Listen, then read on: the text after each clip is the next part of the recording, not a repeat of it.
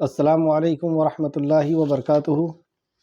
الحمدللہ ان الحمدللہ نحمده ونستعینه ونستغفره ونعوذ باللہ من شرور انفسنا ومن سیئات اعمالنا من يهده الله فلا مضل له ومن يضلل الله فلا هادي له واشهد ان لا الہ الا اللہ واشهد ان محمدا عبده ورسولہ۔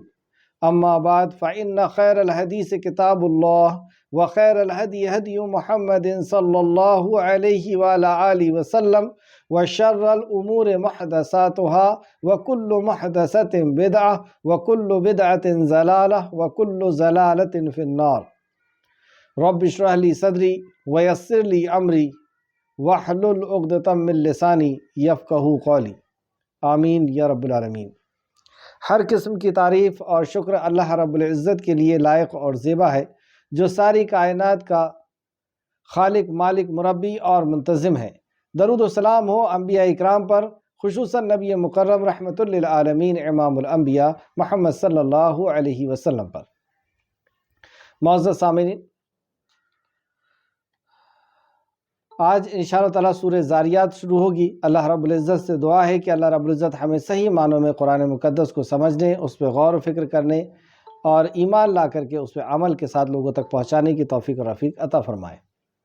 اعوذ باللہ من الشیطان الرجیم، اے اللہ ہم تیری پناہ میں آتے ہیں شیطان سے۔ بسم اللہ الرحمن الرحیم، شروع اللہ کے نام سے جو رحمان اور رحیم ہے۔ والذاریات ذروا، قسم ہے ان ہواؤں کی جو اڑا کر بکھیرنے والی ہے۔ سورہ مبارکہ کا آغاز ہی اللہ رب العزت قسم سے شروع کر رہا ہے، آغاز ہی قسم سے ہو رہا ہے۔ یہ مکی صورت ہے اور اس میں 3 رکوع اور 60 آیتیں ہیں۔ اللہ رب العزت کوئی بہت اہم بات بیان فرمانے والا ہے کہ جس کے بیان کرنے کے پہلے یقین دہانی کے لیے قسم کھائی جا رہی ہے۔ اللہ رب العزت نے اپنے کلام میں بیان فرما دیا تھا، یہی بات ایمان کے لیے کافی تھی۔ مزید اس پہ توجہ دلانے کے لیے، مزید اس پر غور و فکر کے لیے اللہ رب العزت یہاں پہ قسم کھا رہا ہے۔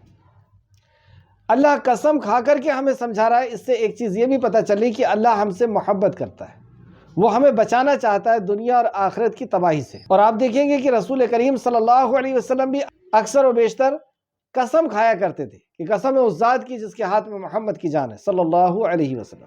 تو ہمارے لیے جب بھی ہم قسم کھائیں گے کسی کو یقین دلانے کے لیے، تو اللہ کے علاوہ کسی اور کی قسم نہیں کھا سکتے، کیونکہ اللہ کے علاوہ کسی اور کی قسم کھانا یہ بھی شرک ہوگا۔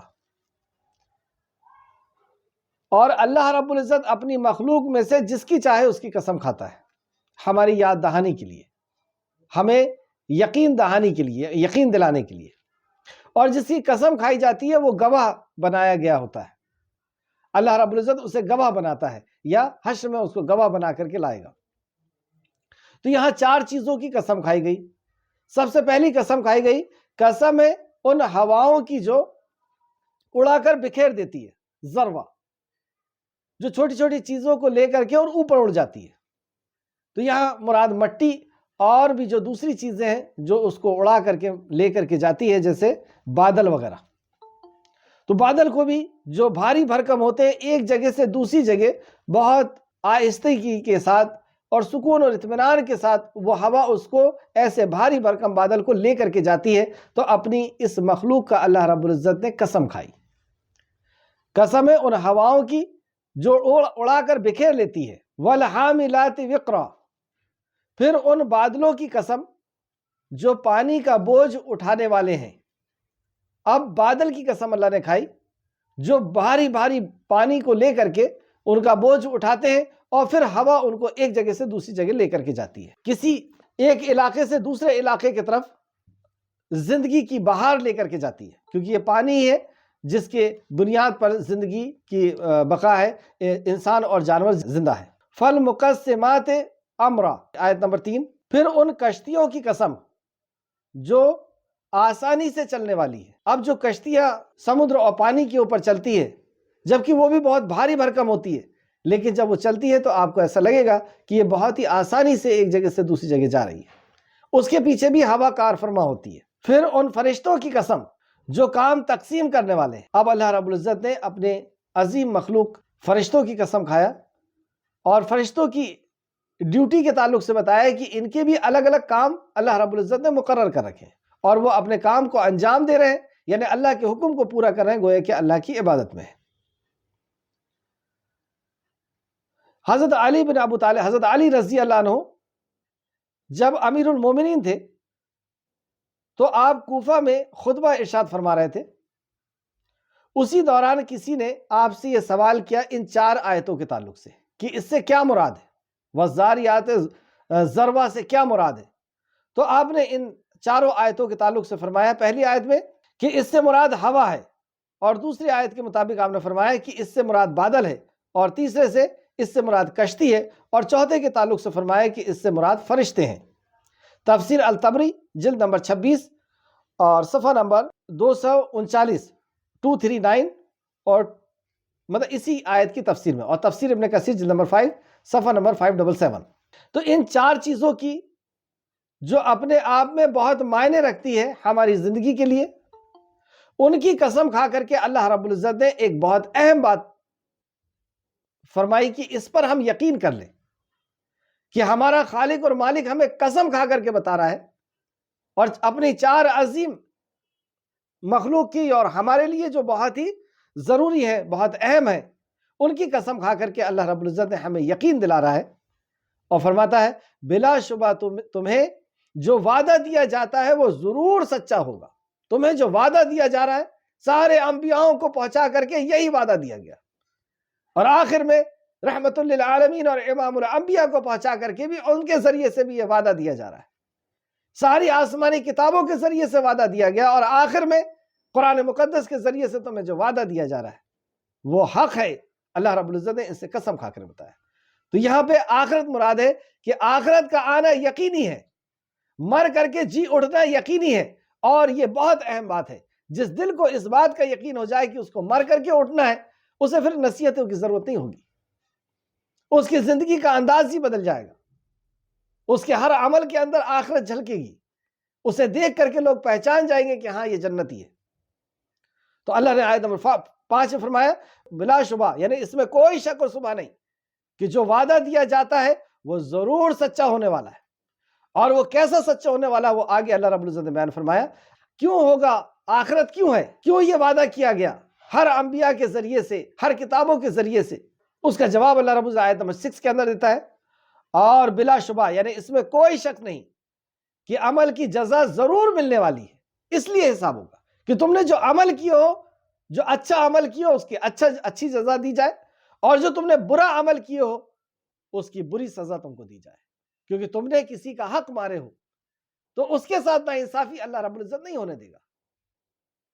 اللہ رب العزت انصاف کو پسند کرتا ہے، تو انصاف کرنے کے لیے اللہ رب العزت نے ایک دن مقرر کیا ہے، گویا کہ دنیا کے اندر انصاف نہیں ہو سکتا۔ دنیا کی زندگی اتنی چھوٹی ہے کہ نہ یہاں پہ اچھائی کا بدلہ دیا جا سکتا ہے، نہ برائی کا بدلہ دیا جا سکتا ہے۔ جیسے کسی نے اگر ایک خون کیا ہے، ایک مرڈر کیا ہے، تو اس کو سزائے موت پھانسی ایک دی جائے گی۔ اگر کسی بوڑھے نے جوان کو قتل کر دیا ہے تو یہ جوان کو قتل کر دینا اس کی سزا نہیں ہو سکتی، کیونکہ وہ تو بوڑھا ہے، وہ آخری سرحد پر آ چکا ہے، اور یہ تو جوان تھا، اس کی پوری زندگی باقی تھی، تو انصاف کہاں ملا؟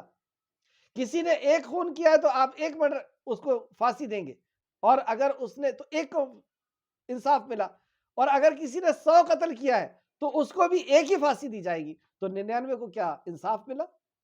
نہیں۔ اسی طریقے سے اچھائی کا بدلہ بھی نہیں مل سکتا۔ کسی نے اناتھ آشرم کھول دیا، لوگ اس میں پل رہے ہیں، لیکن چند دنوں کے اندر اس کا انتقال ہو گیا۔ جس نے ریل بنایا تھا اس کا انتقال ہو گیا، ریل ابھی بھی چل رہی ہے، اناتھ آشرم ابھی بھی ہے، تو کیا اس کو اچھائی کا پھل ملا؟ نہیں ملا۔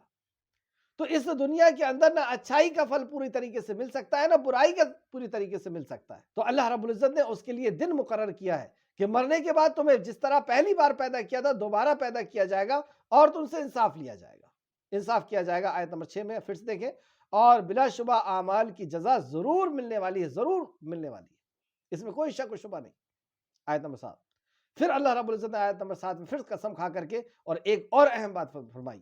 اللہ قسم کھاتا ہے, قسم ہے آسمان کی جو راستے والے ہیں, آسمان کی قسم جو راستے والے ہیں. یعنی اسپیس کے اندر بھی راستے ہوا کرتے ہیں, اور ہم دیکھ سکتے ہیں کہ گیلیکسی اپنے راستے کے اوپر چلی جا رہی ہے, سورج چاند اپنے راستے کے اوپر چلا جا رہا ہے. تو اسپیس کے اندر راستے ہوا کرتے ہیں, تو ان راستوں کی اللہ رب العزت نے قسم کھائی. قسم ہے آسمان کی جو راستوں والا ہے. اب اللہ نے پھر ایک اہم بات بتائی قسم کھانے کے بعد, کہ بلا شبہ تم باہم مختلف باتوں میں پڑے ہوئے ہو. تم بلا شبہ مختلف باتوں میں تم پڑے ہوئے ہیں. نبی کریم صلی اللہ علیہ وسلم کے تعلق سے کس طرح مختلف باتوں میں مکہ والے پڑے ہوئے تھے. کوئی کہتا تھا کہ آپ ساحر ہیں, یعنی جادوگر ہیں, اور آپ کے پاس جو چیزیں ہیں وہ سب جادو ہے. کوئی کہتا تھا کہ آپ کہانت کرتے ہیں, کاہن ہیں, جوتشی ہیں. کوئی کہتا تھا آپ دیوانے ہیں, کوئی کہتا تھا مجنون ہے, کوئی فلاں کوئی فلاں. تو یہ مختلف باتوں میں تم لوگ پڑے ہوئے ہو, اور اسی طریقے سے اللہ کے تعلق سے بھی, کتاب کے تعلق سے بھی. تو بلا شبہ تم باہم مختلف باتوں میں پڑے ہوئے ہو, یعنی شک اور شبہ میں پڑے ہوئے ہو. ایمان تمہیں نصیب نہیں ہو رہا, یا تو تم نے انکار کر دیو. تو یہ کیوں ہوا؟ آیت نمبر 9, اس سے پھیرا جاتا ہے جو شخص بھلائی سے پھیرا گیا. اس سے پھیر دیا گیا اصل میں تم کو, کیونکہ تم خود بھلائی سے پھرنا چاہتے تھے. یعنی تمہیں حق سے پھیر دیا گیا ہے, ہدایت سے پھیر دیا گیا ہے. اور کیوں پھیرا گیا ہے؟ کیونکہ تم خود اس سے بھلائی سے پھر جانا چاہتے تھے, تم خود نہیں ہدایت میں آنا چاہتے تھے. تو پھیرا جاتا ہے جو شخص بھلائی سے پھیرا گیا. اصل میں یہی بدقسمتی ہے کہ کوئی شخص ہدایت سے پھیر دیا جائے, اسے توحید کی ہدایت نہ ملے, اسے رسالت کی ہدایت نہ ملے, اسے آخرت کی ہدایت نہ ملے. کیوں ایسا ہوا کہ یہ ہدایت کے مستحق نہ بن سکے؟ آیت نمبر 10 کے اندر اس کا جواب, اٹکل پچو لگانے والے مارے گئے. یہ اٹکل پچو میں لگے ہوئے تھے, یعنی اپنے خیالات, اپنی سوچ, اپنی باتیں. اس کے تعلق سے چند اقوال ہم دیکھتے ہیں. اٹکل دوڑانے والے ہلاک ہو گئے. مجاہد رحمۃ اللہ علیہ کہتے ہیں کہ اس سے مراد کذاب لوگ ہیں, جھوٹے لوگ ہیں. یعنی حق ہے سامنے لیکن اس کو جھٹلا رہے ہیں. یہ آیت ایسی ہے جیسے سورہ عبسہ آیت نمبر 17. انسان ہلاک ہو جائے, کیسا ناشکرا ہے. پتہ اللہ نے دی ہوئی نعمت ہے لیکن اس کی ناشکری کر رہا ہے. حق ہے لیکن اس کا انکار کر رہا ہے. اس سے مراد, اور ایک اور قول آتا ہے, اس سے مراد وہ لوگ ہیں جو کہتے ہیں ہمیں دوبارہ زندہ نہیں کیا جائے گا. یہ بھی حق کا انکار کر رہے ہیں کہ مرنے کے بعد کی زندگی کا انکار. اور نہ وہ آخرت پر یقین رکھنے والے ہیں. علی بن ابو طلحہ نے ابن عباس رضی اللہ عنہ سے روایت کیا ہے کہ مانا ہے کہ شک کرنے والوں سے, شک کرنے پر یہ لوگ جو ہے اس سے مراد ہے. تو گویا کہ خلاصہ کلام یہ کہ حق ہے ان کے سامنے لیکن وہ اس کا انکار کر کے اور اٹکل پچو میں چل رہے ہیں. یعنی اپنے سوچ, اپنے تخمینے, اپنے خیالات, اپنی قیاس آرائیاں, اس کے اوپر یہ چل رہے ہیں. یعنی ایک طرف حق ہے, قرآن ہے اور حدیث ہے, اور دوسرے طرف کوئی دوسری چیزیں. اس وجہ سے یہ حق سے دور ہو گئے, اس وجہ سے یہ ہدایت سے دور کر دیے گئے. تو ہدایت کسے نصیب ہوگی؟ جو حق پر آئے گا, یعنی جو قرآن اور حدیث کے اوپر آئے گا. جو قرآن و حدیث کو پڑھے گا یہ حق ہے اور یہ ہدایت کا سورس ہے. اور اسی کے ذریعے سے ہمیں دونوں قسم کی ہدایت نصیب ہوگی. ایک تو علم کی ہدایت, صحیح اور غلط کی ہدایت, اور دوسرا عمل کی ہدایت. تو یہ حق کے سامنے اپنی سوچ اور گمان پر چل رہے تھے. آیت نمبر 11, جو لاپرواہ اور غفلت میں پڑے ہوئے تھے. یہ لاپرواہ تھے آخرت کو لے کر کے, اپنی موت کو لے کر کے لاپرواہ, آخرت کو لے کر, قبر کی زندگی کو لے کر کے لاپرواہ, حشر کی 50,000 سال کی زندگی کو لے کر کے لاپرواہ, اور ہمیشہ ہمیشہ کی وہ جہنم کو لے کر کے لاپرواہ تھے. دنیا کی چکا چوند میں ایسے لگے ہوئے, دنیا کی عزت, دولت, شہرت, دنیا میں اپنے آپ کو کچھ ثابت کرنے میں ایسے لگے ہوئے ہیں کہ یہ غفلت میں پڑے ہوئے ہیں. اس دنیا میں ہی یہ گم ہے, لیکن جیسی موت آئے گی تو سب حقیقت سامنے آئے گی. تو آیت نمبر 11 میں اللہ نے فرمایا, جو لاپرواہی اور غفلت میں پڑے ہوئے تھے، یہی وہ لوگ ہیں جو اٹکل باتوں پہ چلتے ہیں، یہ دلیلوں پہ نہیں چلتے۔ جس نے جو کہہ دیا بس اس پہ چل رہے ہیں، دین کے معاملے میں جس نے جو بتا دیا بس اسی پہ چل رہے ہیں۔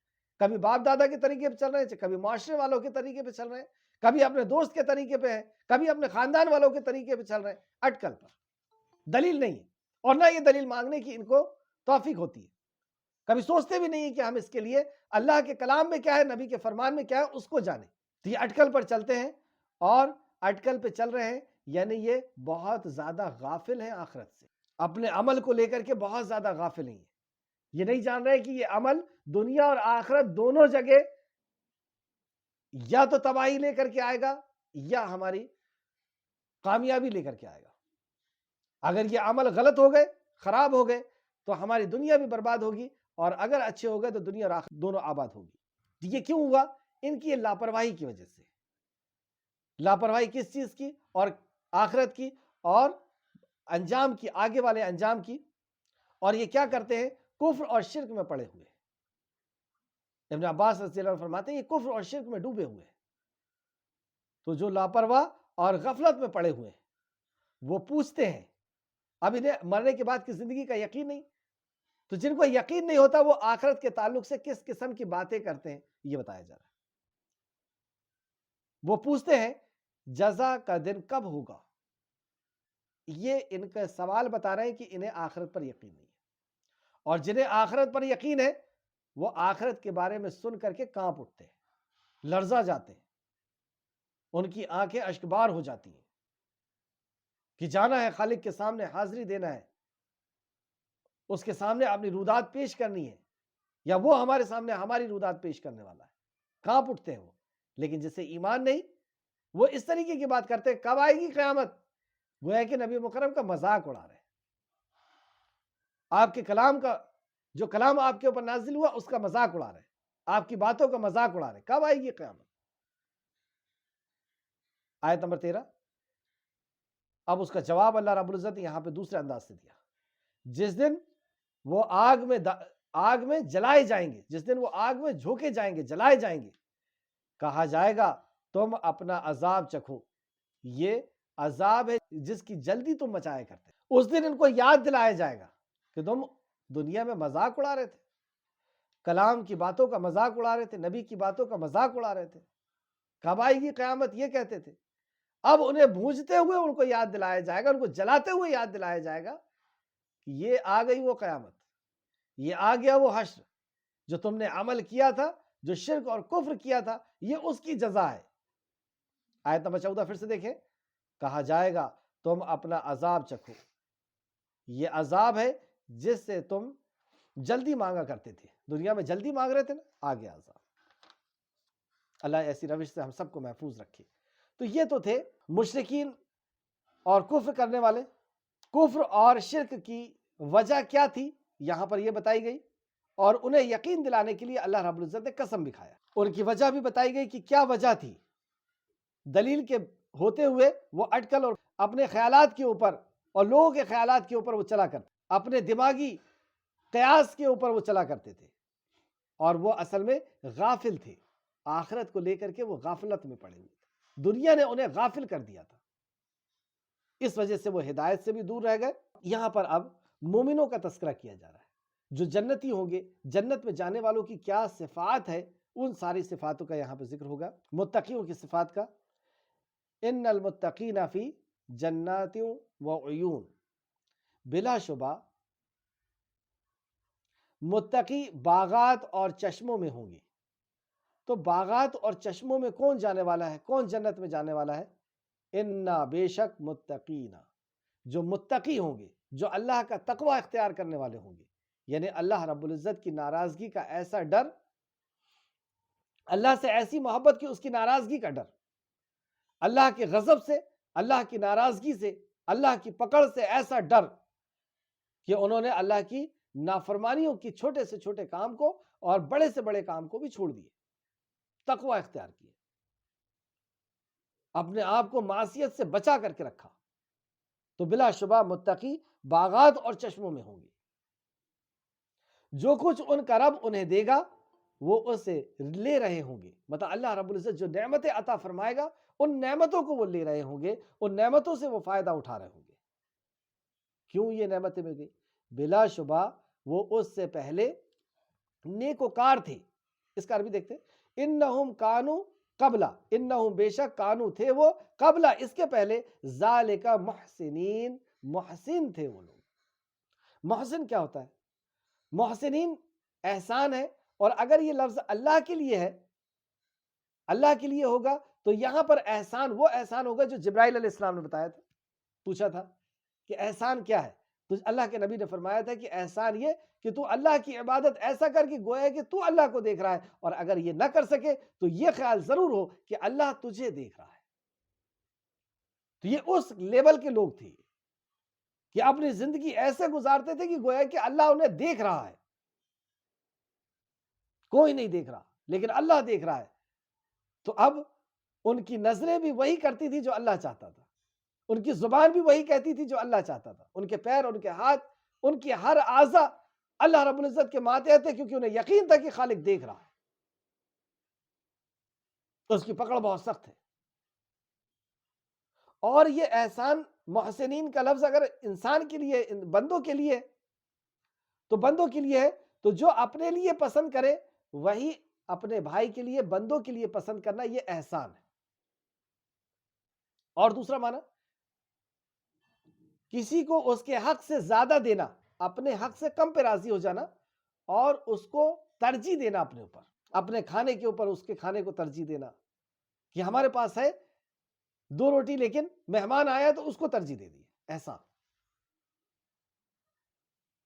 خود تکلیف میں ہے لیکن دوسرے کو فائدہ پہنچانا, یا جس نے ہمارے ساتھ غلط کیا لیکن ہم اس کے ساتھ اچھا کریں, احسان. اور ایک اور معنی ہوتا ہے کہ کوئی عمل کو خوشی کے ساتھ کرنا, نیکی کے کام کو خوشی کے ساتھ کرنا, تو احسن عمل. یہ یہاں پہ صفت بتائی گئی ان کی. پہلی صفت بتائی گئی تھی کہ وہ متقی ہے, اور متقی کیا ہوتا ہے, کیسے ہوتا ہے, تو متقی کے تعلق سے کہ وہ محسنین ہے, محسن تھے. اس کے بعد وہ رات کو بہت ہی تھوڑا سوتے تھے, وہ رات کو بہت ہی تھوڑا سوتے تھے. تو اس سے پتہ چلا کہ تھوڑا سونا یہ عیب نہیں ہے, یہ جسم کو خراب کرنا نہیں ہے. تھوڑا کتنا سوئیں, تو دوسری جگہ اللہ نے فرمایا آدھی رات سو, یا اس سے کچھ کم یا اس سے کچھ زیادہ. آدھی رات 6 گھنٹے, اس سے کم 5 گھنٹے میں بھی آپ کی نیند ہو جائے گی. یعنی جسم آپ کو 24 گھنٹے کام کرائے گا, اگر 5 گھنٹہ بھی آپ نے ریسٹ لے لیا, 6 گھنٹہ بھی ریسٹ لے لیا, تو اس سے زیادہ کیوں سلا رہے ہیں؟ سونا تو ہے ہی قبر میں, یہ تو کرائے کا جسم ملا ہوا ہے. تو کرائے کی جو چیز ملتی ہے, بچپن میں ہم لوگ سائیکل وغیرہ لیا کرتے تھے چلانے کے لیے کرائے سے, تو اس کو 1 سیکنڈ 1 منٹ کے لیے بھی کھڑا نہیں رہتے. ہم اگر تھک بھی جاتے تھے تو کسی ساتھی کو دے دیتے کہ تم چلاؤ, کیونکہ کرائے کی ہے, اس کو کھڑا نہیں کرنا. تو یہ جسم کرائے کا ہے, اسے واپس کرنا ہے, روح نکل جائے گی, چلے جائے گی, کیوں اس کو آرام دے رہے ہیں؟ آرام تو قبر کے اندر ہے. تو اس کے لیے جتنا ضروری ہے جسم کے لیے اتنا سنائیں اس کو. اور یہ جسم بنایا ہی ایسا گیا ہے اللہ رب العزت کی طرف سے کہ اگر اس کو 10 گھنٹہ بھی سنائیں گے تو بھی یہ سوئے گا, 6 گھنٹہ بھی سنائیں گے تو بھی اس پہ راضی ہو جائے گا. کم کھانے پہ بھی راضی ہوتا ہے, 1 آنت پہ کھانے پر بھی راضی ہو جاتا ہے, پورا جسم کام کرنے کے لیے تیار ہو جاتا ہے. اور 7 آنتوں سے بھی کھاؤ گے تو بھی یہ کام کرنے کے لیے تیار ہوگا. تو زیادہ کھلانا کیوں, زیادہ اس کو سلانا کیوں ہے؟ تو یہ کم کیوں سوتے ہیں, کیا کرتے ہیں ایسا؟ ہی آیت نمبر 18 میں بتایا, اور وہ سحری کے وقت مغفرت مانگتے ہیں, اس لیے کم سوتے ہیں. دن میں بندوں کے حق ادا کرتے ہیں اور رات میں اپنے رب کو یاد کرتے ہیں. یہ ہے رحمان کے بندوں کی صفت, یہ ہے متقی, یہ ہے تقوی, کہ وہ محسن ہوتے ہیں, اللہ رب العزت کے حقوق کو ادا کرنے والے ہوتے ہیں. اور کس طریقے سے ادا کرتے ہیں؟ رات میں اپنی نیند کو کم کرتے ہیں, جتنا ضروری ہے اتنا سوتے ہیں, کیونکہ جسم کا بھی حق ہے. تو جسم کا حق پورا ہو جائے گا 6 گھنٹے میں یا اس سے کچھ کم میں. اور پھر وہ اپنے رب کو سے مغفرت مانگتے ہیں, جو گناہ کر چکے ہیں یا گناہ ہو چکے ہیں اس کی مغفرت مانگتے ہیں, معافی مانگتے ہیں. اس تعلق سے امام بخاری, مسلم, ترمذی وغیرہ نے ایک روایت لے کر کے آئے ہیں. رسول اللہ صلی اللہ علیہ وسلم نے فرمایا, بے شک اللہ تعالیٰ ہر رات اس وقت آسمان دنیا پر نزول فرماتا ہے, آسمان دنیا پر نزول فرماتا ہے. یعنی اللہ رب العزت عرش کے اوپر مستوی ہے. کیسے مستوی ہے؟ جیسی اس کے شان کو لائق. کیسے مستوی ہے یہ ہم نہیں جانتے. ہاں یہ ضرور ہے کہ جیسی اس کے شان کو لائق ہے وہ ویسا مستوی ہے. ہم نے ایمان لیا ہے کہ مستوی ہے. ہر چیز کو اس نے تھامے ہوئے، اس کو کسی چیز نے تھامے ہوئے نہیں ہے. ہر چیز، ہر مخلوق سے پہلے خالق ہے، اسی نے ساری مخلوق کو بنایا، تو ہر کسی چیز کو اسی نے تھاما ہوا ہے. تو اللہ جیسا ہے، اللہ کو جیسی اس کی شان ہے اس شان کے لائق. اور وہ آسمان دنیا پر کیسے آتا ہے؟ تو اس کا بھی جواب یہی ہے کہ جیسی اس کی ذات پاک کے شایان شان ہے، جیسی اس کے ذات پاک کے شایان شان ہے، جیسی اس کی شان کو لائق ہے وہ ویسا مستوی ہوتا ہے. کیسا ہوتا ہے وہ اللہ بہتر جانے. لیکن ہمیں یہاں پہ حدیث سے نبی کریم صلی اللہ علیہ وسلم کی زبان مبارک سے بتائی گئی یہ بات کہ وہ آسمان دنیا پہ نزول ہوتا ہے، آتا ہے. کیوں؟ کس وقت؟ نبی مکرم فرماتے ہیں جب رات کا آخری ثلث باقی رہ جاتا ہے تو وہ فرماتا ہے، یعنی آخری حصہ باقی رہ جاتا ہے، ایک تہائی حصہ باقی رات کا جب رہ جاتا ہے، وہی سحری کا وقت جو اللہ رب العزت نے بیان فرمایا کہ وہ سحری کے وقت میں مغفرت مانگتے ہیں. تو یہ آخری حصہ جب باقی رہ جاتا ہے تو اللہ رب العزت فرماتا ہے، خود اللہ رب العزت بیان فرماتا ہے کوئی ہے سوال کرنے والا کہ اس کے سوال کو پورا کیا جائے. یعنی کوئی ہے مانگنے والا، سوال کرنے والا کہ اللہ مجھے یہ دے دے، کہ اس کے سوال کو پورا کیا جائے. کوئی ہے بخشش طلب کرنے والا کہ اسے بخش دیا جائے. کیا کوئی ہے توبہ کرنے والا کہ میں اس کی توبہ کو قبول کر لوں، اسے معاف کر دوں، اس کی توبہ کو قبول کر لوں. یہ اعلان کون کر رہا ہے؟ اللہ رب العزت. یہ اعلان طلوع فجر تک باقی رہتا ہے. یہ اعلان ہوتا رہتا ہے اللہ رب العزت کی طرف سے فجر کے وقت تک. ہمارا طرز عمل کیا ہے؟ کیا ہمیں کوئی کسی چیز کی ضرورت نہیں ہے؟ کیا ہمارے پاس کوئی سوال نہیں ہے؟ ہم اپنے سوال کو پورا کرنے کے لیے حقیروں کے پاس جاتے ہیں، دنیا کے محتاج لوگوں کے پاس جاتے ہیں، بار بار ان کے محلوں کے، ان کے گھروں کے سامنے جا کر کے کھڑے رہتے ہیں. خود میں بے عزتی محسوس ہوتی ہے وہاں جانے سے، اور اس نے نہیں دیا تو بے انتہا بے عزتی محسوس ہوتی ہے. لیکن ہماری چپل نہیں تھکتی، ہمارے پیر نہیں تھکتے ان کے دربار میں جا کے کھڑے ہونے میں. اور ہم یہ سمجھ رہے ہیں کہ وہ دے دے گا. جب تک رحمان اس کے دل میں تمہارے لیے رحم نہیں ڈالے گا وہ کچھ نہیں دے سکتا. اور یہاں پہ رحمان خود ندا لگا رہا ہے آسمان دنیا پر آ کر کے. کیا ندا لگا رہا ہے؟ کوئی ہے مجھ سے سوال کرنے والا کہ میں اس کا سوال پورا کروں؟ مانگ مجھ سے، میں عطا کروں گا.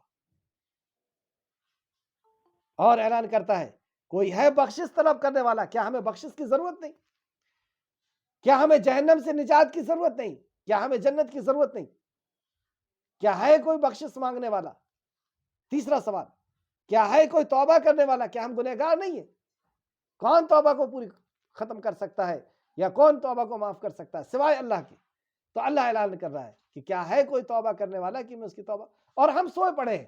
کیا مطلب ہوا اس کا؟ اس کا مطلب یہ ہوا کہ ہمیں تو معاف کر یا مت کر، نعوذ باللہ استغفر اللہ، مطلب یہی نکلے گا کہ تو معاف کر یا مت کر، ہمیں تو مانگنا نہیں ہے.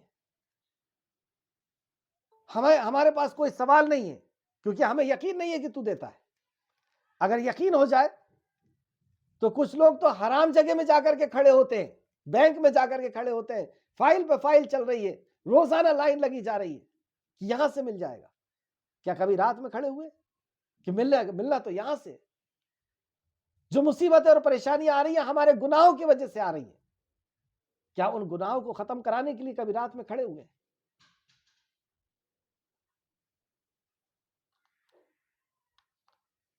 اللہ رب العزت سے دعا ہے کہ اللہ رب العزت ہمیں توفیق عطا فرما دے کہ یہ عظیم صفت جو اللہ تیرے خاص بندوں کے اندر ہوا کرتی ہے کہ وہ رات کے حصوں میں کم سوتے ہیں اور تیری بارگاہ میں کھڑے ہوتے ہیں اور تجھ سے مانگتے ہیں. اے اللہ ایسی توفیق ہمیں عطا فرما دے، ہم سب کو تجھ سے مانگنے والا بنا دے، ہم سب کو تجھ سے مغفرت چاہنے والا بنا دے. تو یہ بخاری شریف کی حدیث ہے. بخاری شریف حدیث نمبر 1145، مسلم شریف حدیث نمبر 758، ابو داؤد حدیث نمبر 1315، ابو داؤد 1315، ترمذی 446. بہت مشہور حدیث ہے کہ ہر رات دنیا میں اللہ رب العزت آسمان دنیا میں آتا ہے، لیکن غفلت کا یہ عالم۔ آیت میں واپس آئیں، آیت نمبر 18، اور وہ سحری کے وقت مغفرت مانگتے ہیں۔ آیت نمبر 19، وہ ان کے مالوں میں، اب تو یہ ہو گیا ان کا اللہ رب العزت سے تعلق باللہ ان کا اتنا مضبوط ہوتا ہے، اور دن کے اندر وہ مخلوق کا حق ادا کرتے ہیں۔ کیا حق ہے؟ آیت نمبر 19 میں بتایا، اور ان کی مالوں میں سوال اور محروم نہ مانگنے والے شخص کا حق ہوتا ہے۔ مطلب وہ اپنے مال میں سے مانگنے والے کو یعنی فقیر کو، اور نہ مانگنے والے ضرورت مند کو یعنی محتاج کو، جس کو مسکین کہتے ہیں، تو مانگنے والے کو بھی اور نہ مانگنے والے ضرورت مند کو، مسکین کو، کا ان میں حق ہوتا ہے، یعنی وہ اپنی دولت ان کے اوپر خرچ کرتے ہیں، رات میں اپنے گناہوں کی توبہ کر رہے ہیں، اللہ رب العزت سے مانگ رہے ہیں، اللہ کے سامنے سوال کر رہے ہیں، اور دن میں اپنی جو دولت ہے اللہ کی جو دی ہوئی، اس کو اللہ رب العزت کے بندوں کے اندر یعنی مانگنے والوں کے اندر اور ضرورت مندوں کے اندر وہ خرچ کرتے ہیں۔ یہ ہے وہ صفات اور یہ ہے وہ تقوی جس کو متقی کہا گیا، اور جن کے لیے جنت کا وعدہ کیا گیا، ان المتقین فی جنات و عیون، ان کے لیے جنت ہے جو چشموں والی ہے۔ آیت نمبر 20، اور یقین کرنے والوں کے لیے زمین میں بہت سی نشانیاں ہیں۔ اب اللہ رب العزت اور اپنی ذات کی یقین دلانے کے لیے ہماری توجہ کو، ہمارے دھیان کو وہ لے کر کے آ رہا ہے کہ زمین کے اوپر ذرا غور کرو کہ کیسی کیسی انواع اقسام کی چیزیں اس کے اندر اگتی ہیں، کیسی کیسی چیزیں اس کے اوپر ہیں، کیسی کیسی مخلوق اس کے اوپر ہیں، اور کیسے وہ جی رہی ہیں، کیسے وہ اپنی ضرورتوں کو پوری کر رہی ہیں۔ کون انہیں بتاتا ہے کہ ان کی ضرورت یہاں سے پوری ہونے والی ہے؟ کون انہیں بتاتا ہے کہ اس طریقے سے تمہیں جینا ہے؟ ذرا اس کے اوپر غور کرو۔ آیت نمبر 20 پھر سے دیکھیں، اور یقین کرنے والوں کے لیے زمین میں نشانیاں ہیں۔ اگر واقعی ہم اللہ رب العزت کو پہچاننا اور جاننا چاہتے ہیں تو اس کی مخلوق کے اوپر غور کریں تو ہمیں خالق کا یقین ہوگا۔ بنی ہوئی چیزوں پر اگر ہم غور کریں گے تو بنانے والے کا یقین ضرور آئے گا۔ اور تم دوسری جگہ نہیں دیکھ سکتے تو اللہ آگے آیت میں فرماتا ہے، اور خود تمہارے نفس میں بھی، کہاں باہر جاتے ہو؟ اپنے آپ کے اوپر ذرا غور کرو، اس کے اندر اپنے آپ کے اندر دیکھو، اور خود تمہاری نفسوں میں بھی، کیا پھر تم دیکھتے نہیں؟ کتنا پیارا، کیا تم دیکھتے نہیں؟ یعنی غور کرو، ریسرچ کرو، اپنے اوپر تحقیق کرو، ریسرچ کرو۔ آپ دیکھیں، اگر ہم اپنے اوپر اگر غور کریں تو ایک گوشت کا چھوٹا سا ٹکڑا ہے جسے ہم دل کہتے ہیں، اس کے اندر کیا خوبیاں اللہ رب العزت نے رکھی ہے کہ وہ احساس کرتا ہے، اس کے اندر غم ہوتا ہے، اس کے اندر خوشی ہوتی ہے، اس کے اندر یادداشت ہوتی ہے، اس کے اندر محبت ہوتی ہے، اس کے اندر نفرت ہوتی ہے، اس کے اندر اچھائی ہوتی ہے، اس کے اندر برائی ہوتی ہے، اور بھی بے شمار۔ اگر صرف دل کے اوپر بولنا چاہیں تو پوری کلاس ہمارے لیے کم پڑے گی۔ ایسی عجیب و غریب چیز یہ ایک چھوٹا سا گوشت کا تو لوتھڑا اللہ رب العزت نے بنایا ہے، کیسے وہ فلٹر کرتا ہے، کیسے وہ کام کرتا ہے۔ اور جسم کی دوسری چیزیں، دیکھنے کی صلاحیت، کیسے آگے دیکھنے کی صلاحیت، بولنے کی صلاحیت، سونے کی صلاحیت، یہ جسم سوتا بھی ہے، چلنے کی صلاحیت، اور جسم خود اپنے آپ کے اندر یہ خود بتاتا ہے کہ اسے کس چیز کی ضرورت ہے، پانی کی ضرورت ہے، انرجی کے لیے کھانے کی ضرورت ہے، بتاتا ہے، بھوک بتاتا ہے، پیاس بتاتا ہے۔ جسم کے اندر کوئی پارٹس اگر خراب ہو رہا ہے، کوئی اعضا اگر خراب ہو رہا ہے تو پھر وہ بتاتا ہے درد کر کے کہ یہ خراب ہونے والا ہے۔ تو تمہارے جسم کے اندر خود اگر غور کرو تو تمہیں پتہ چلے گا کہ یہ اپنے آپ نہیں ہو سکتا۔ جسم کے اندر کوئی ایک رواں تو بتا دو، کوئی ایک سیل تو بتا دو کہ جو زبردستی پیدا کیا گیا ہے، ہر چیز کی ضرورت تھی، نہ تم اس میں سے کچھ کم کر سکتے ہو نہ زیادہ کر سکتے ہو۔ صدیوں سے سائنس اس کے اوپر ریسرچ کر رہا ہے، اس جسم کے اوپر، کیا کوئی کمی نکال پایا؟ بہرحال اس کے اوپر بھی اللہ رب العزت نے کہا کہ غور کرو، دیکھو، اور جتنا دیکھو گے تمہارے رب کا یقین تمہارے دل کے اندر بڑھے گا۔ آیت نمبر 22، اور آسمان میں تمہارا رزق ہے۔ اب آسمان میں رزق ہے یعنی آسمان بادل کو لے کر کے چلتا ہے اور پھر بارش برستی ہے، اور وہ بارش سے پھر تمہارے لیے انواع اقسام کی چیزیں نکلتی ہیں جس کو تم کھاتے پیتے ہو۔ اور اسی کے ساتھ پھر ایک بات کہی، اور وہ چیزیں بھی جس کا تم سے وعدہ کیا جاتا ہے، اور وہ چیز بھی ہے اس کے اندر جس کا تم سے وعدہ کیا جاتا ہے، یعنی اسی طریقے سے تم مر کر کے نکلنے والے ہو۔ جس طریقے سے بارش ہوتی ہے اور پودے نکلتے ہیں، اس طریقے سے تم ایک بارش ہوگی جو دوسرے نفقے کے بعد ہوگی، دوسرے فصول کے بعد ہوگی، اور پھر انسان نکلے گا اسی طرح جس طریقے سے نباتات نکلتے ہیں۔ بہرحال یہاں پہ اللہ رب العزت نے فرمایا آیت نمبر 22 کے اندر، اور آسمان میں تمہارا رزق ہے اور وہ چیز بھی جس کا تم سے وعدہ کیا جاتا ہے۔ آیت نمبر 23، پھر قسم ہے آسمان اور زمین کے رب کی۔ اب یہاں پہ فائنل بات جس کو اللہ رب العزت نے اپنی ذات کی قسم کھا کر کے بیان فرما دیا۔ ابھی تک مخلوق کی قسم چل رہی تھی، اب تمہیں یقین کرنا ہے۔ اس بات پر زور دینے کے لیے اللہ رب العزت، واقعی اللہ کتنی محبت کرتا ہے کہ ہمیں یقین دلانے کے لیے پہلے مخلوق کی قسم کھائی، اب بہت اہم ہو گیا تو اپنی ذات کی قسم کھا کر کے ہمیں سمجھا رہا ہے۔ اس کے بعد بھی اگر ہم نہ سمجھنا چاہیں، اس کے بعد بھی ہم یقین نہ کرنا چاہیں اپنے خالق کی بات کا، تو پھر ہم سے بڑا بدقسمت، بد نصیب اور کوئی نہیں ہو سکتا کہ ہم نے خود اپنی قسمت اور اپنے بد نصیبی کو اپنے اوپر لازم کر لیا۔ تو اللہ فرماتا ہے پھر قسم ہے آسمان اور زمین کے رب کی، بلا شبہ، مطلب اس میں کوئی شک و شبہ نہیں، یعنی مذکورہ امور جو پیچھے بات گزر چکی ہے اس میں کوئی شک و شبہ نہیں کہ یہ حق ہے، یعنی مرنا ہے اور مر کر کے پھر اٹھنا ہے اور حساب و کتاب دینا ہے، اور وہاں پہ جنت اور جہنم ہے، اللہ نے نیکی کا بدلہ اور بدی کا بدلہ وہاں پہ تیار کر کے رکھا ہے، یہ حق ہے۔ اللہ نے اپنی ذات کی قسم کھا کے بتایا کیسا حق ہے۔ اب اس کا ایگزامپل دیا، جیسے تم بولتے ہو، سبحان اللہ، بولنے کے اوپر کیا کسی کو شک ہے؟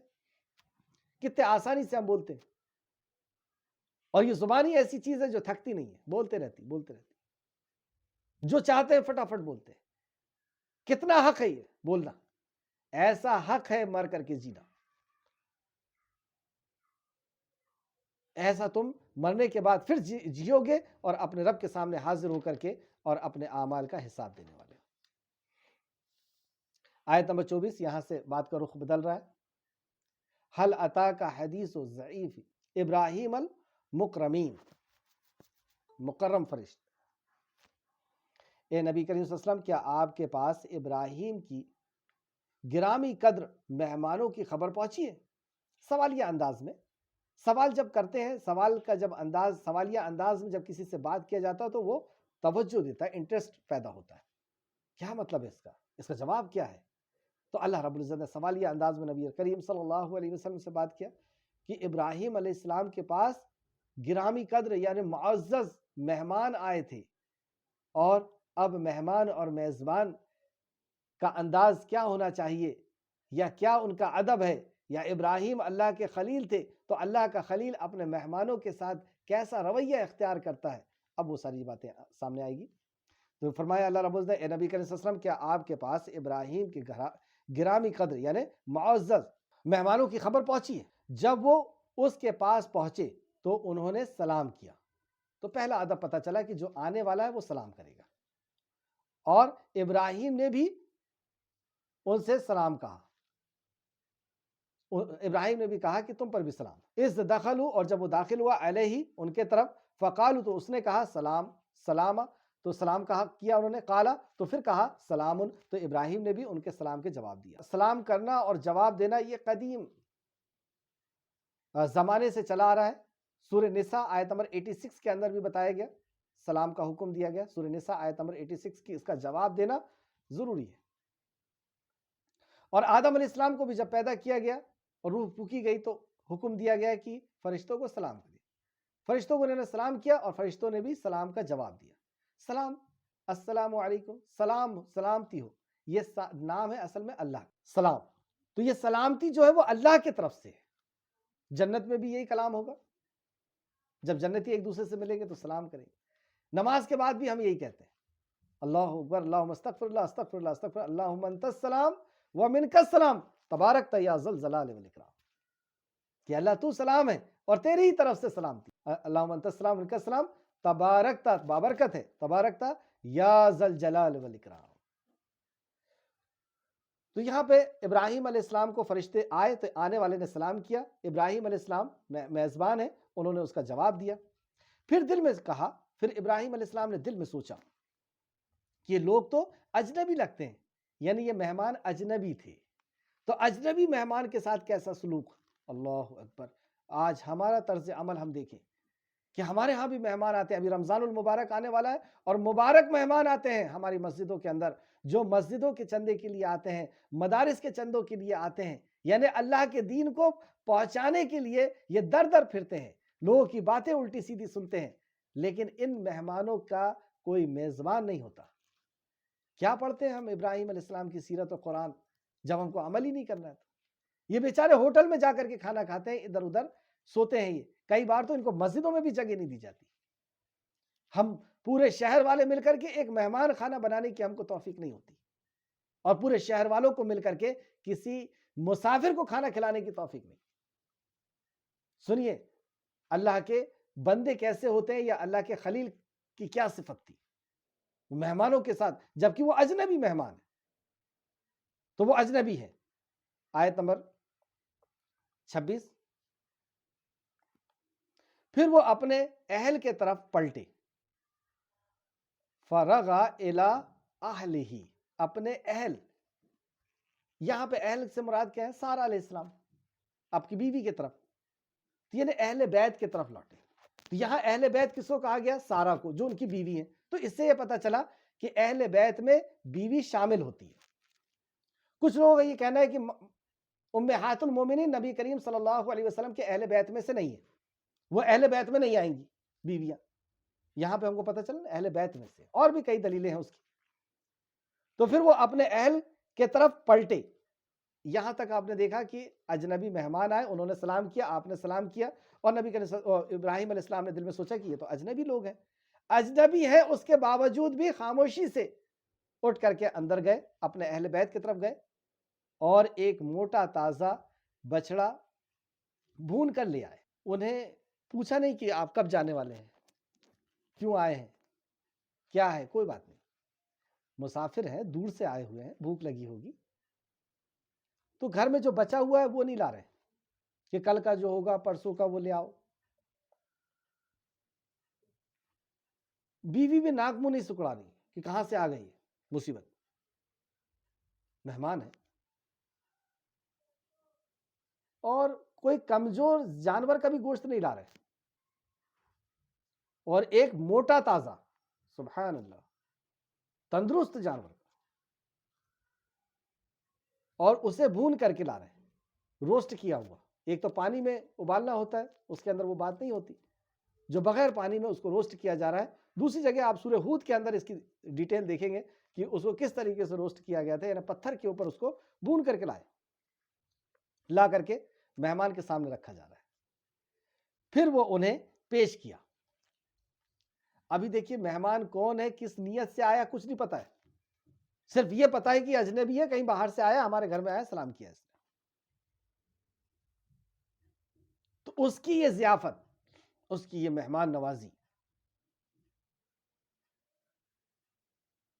تو پیش کیا اور کہا، پیش کیا یعنی رکھ نہیں دیا، پیش کیا، سرو کیا، پروسا، عزت کے سامنے سامنے رکھا، اور پھر کہتے ہیں آپ کھاتے کیوں نہیں؟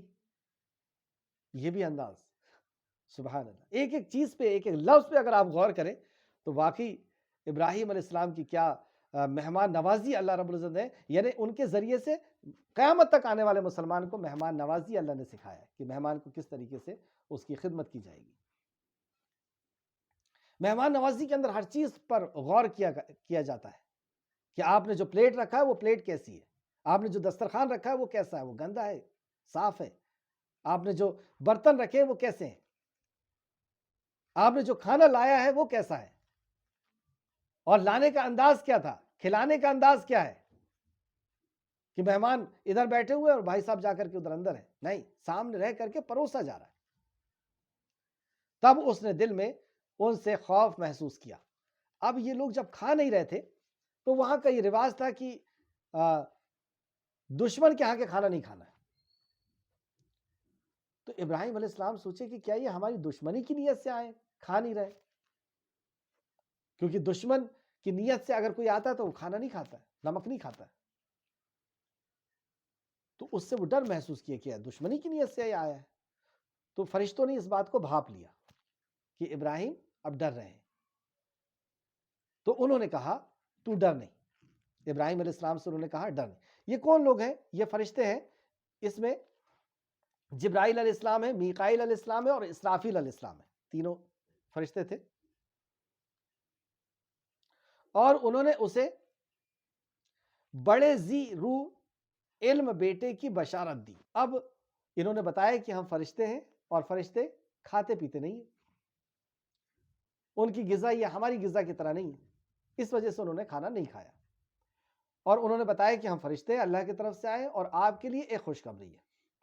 خوشخبری 3 چیزیں آپ کی بتائی گئی کہ ایک بڑے ذی روح، ایک بڑے مرتبے والا بچہ آنے والا ہے، ذی علم، اس کی علم ہوگا، اور وہ بیٹا ہوگا، لڑکا ہوگا. تو لڑکا ہوگا، علم والا ہوگا، بڑا مرتبے والا ہوگا. ان کو بشارت سنائی، ان کو خوشخبری سنائی. یہ خوشخبری ان دونوں کے لیے اصل میں بہت تعجب کی بات تھی. ابراہیم علیہ السلام تو خاموش تھے، ان کی تو سیرت ہم جانتے ہیں، ان کی تو ابراہیم علیہ السلام کی اللہ رب العزت کے سامنے وہ کیسے مطیع اور فرمانبردار تھے کہ جب آسمان دنیا میں نبی کریم صلی اللہ علیہ وسلم نے معراج سے لوٹے اور ابراہیم علیہ السلام نے کہا کہ کیا دیا گیا، تو اللہ کے نبی بتاتے ہیں 50 وقت کی نماز دی گئی. ابراہیم علیہ السلام خاموش، کوئی آرگومنٹ نہیں. رب نے دیا، ٹھیک، رب کا حکم، ٹھیک. موسیٰ علیہ السلام کے پاس گئے، مجھے تجربہ ہے بنی اسرائیل کا، نہیں پڑھ پائے گی آپ کی امت یہ نماز، کم کروا کے آئیے. لیکن ابراہیم اللہ کے خلیل، جو کہہ دیا بس ٹھیک ہے، یہ حکم ہے، بیٹے کو ذبح کرنا، بیوی کو چھوڑنا، سب تیار.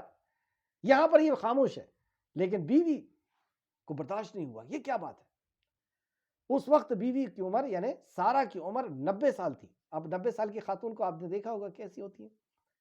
90 سال کی خاتون کو اگر بچہ ہو تو پورا معاشرہ ایک چیخ پکار میں لگ جائے گا، یہ بڑھاپے میں کیا ہے.